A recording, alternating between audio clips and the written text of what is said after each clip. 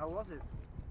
Yeah, it was a bit of a roller coaster this league, really. Yeah, for me, it was pretty special to sail out down the coast of NZ. Sail kind of past my hometown, past some spots you know pretty well from being younger, and then obviously off East Cape, knowing that's the last land you're going to see for a couple of weeks, and yeah, it was pretty cool. But then to get down south again, you had some really fun, hard running conditions for the first couple of weeks, and before it started to get really tough later in the league. And I think it's something that no one was really prepared for. What ended up happening with the email we received about a man overboard incident on one of the boats, and I think we're all holding out a little bit of hope still at that stage. But then to get the second email that life had been lost at sea was something that definitely knocked all of us about a little bit for quite a while. And definitely our thoughts were with the guys on board Scallywag and girls, and all John's friends and family.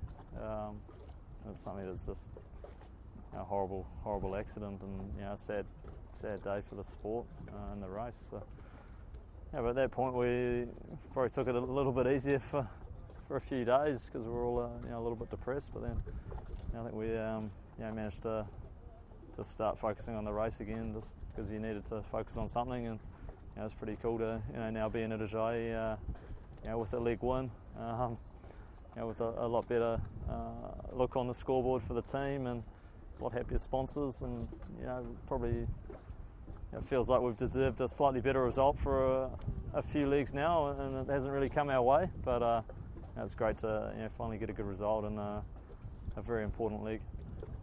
Were there any moments you doubt about getting the victory?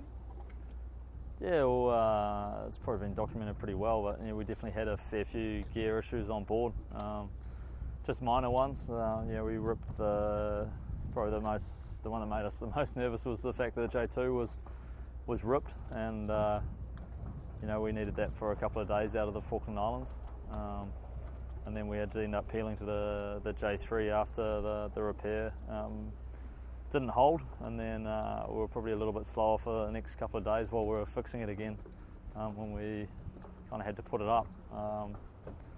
But it was, that brought Dongfeng a lot closer to us, and I think they were probably within 10 miles on the leaderboard, the whole way from just after the Falkland Islands. So for us, we just had to sail as well as we knew we could, and I think we did a bloody good job of just putting our boat between them and the mark, and not taking too much risk, and just backing our abilities on board.